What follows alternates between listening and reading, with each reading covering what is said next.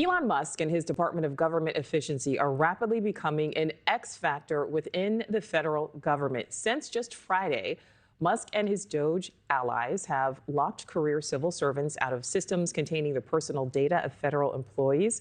They've also obtained unrestricted access to the Treasury Department's highly sensitive payment systems, which pays out tax refunds, government contracts, and Social Security and Medicare benefits.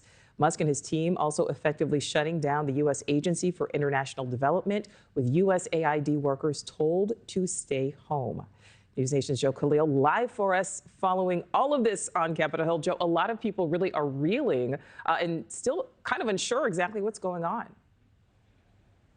Yeah, and there's a lot of news coming at us fast, Nichole. What we can confirm is there is certainly a big push on the part of Elon Musk and DOGE, which seems to have the backing of the Trump administration now, to either end or significantly reform USAID. This is the premier agency that offers international aid from the United States. So we're talking about a big budget of something like $30 billion annually.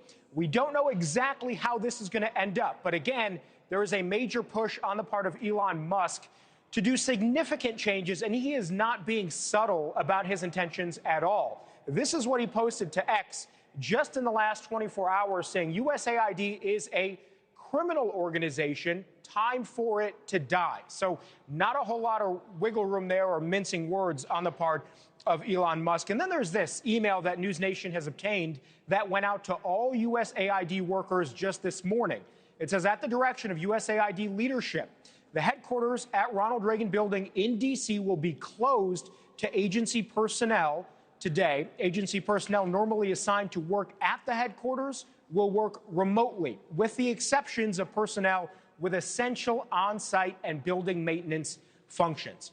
So we know lawmakers are not being quiet about this at all, Nichole. In fact, in roughly a half hour or so, we expect outside of that building you see on your screen, there is going to be a press conference where several Democratic House members and senators are going to be talking about, in their view, why this is a major national security mistake to either end or to significantly curb USAID and the aid it provides. The argument they have been making, and I've been speaking to my sources, is this is not charity. International money that goes to countries that we consider allies is also national security, because they say that if we provide aid for democracies around the globe, it does sort of provide a bulwark in defense of our adversaries. If there is, for example, a hypothetical where you've got China or Russia in conflict with the United States, those assets become very valuable. These countries that are using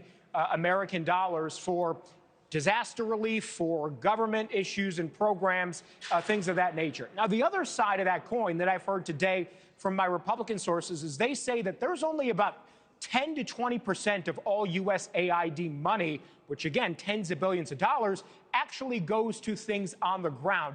They say much of the budget is inflated.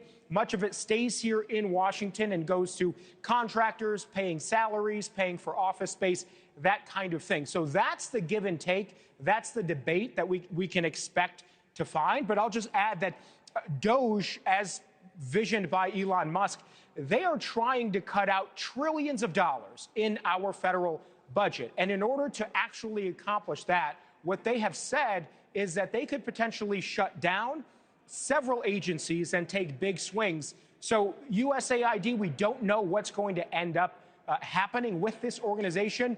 We will likely see court challenges to whatever the plan is, but you can probably assume, you'd be safe to assume, that it's not going to be the first U.S. federal agency that gets the type of scrutiny and treatment that it is getting now, where there are question marks about what happens with it moving forward. Yeah, we know the administration, said that they would be shaking things up. Joe, Congress controls government spending. So how are lawmakers reacting to all of this? Yeah, we've heard several lawmakers today talk about how it is illegal. It is explicitly illegal, some Democrat lawmakers argue, for Elon Musk or even the president of the United States to unilaterally shut down a government agency without having that approved by Congress. Remember, Congress controls the purse. Thanks for watching. Go to joinnn.com to find News Nation on your screen. And don't forget to click the red subscribe button below to get more of News Nation's fact-driven, unbiased coverage.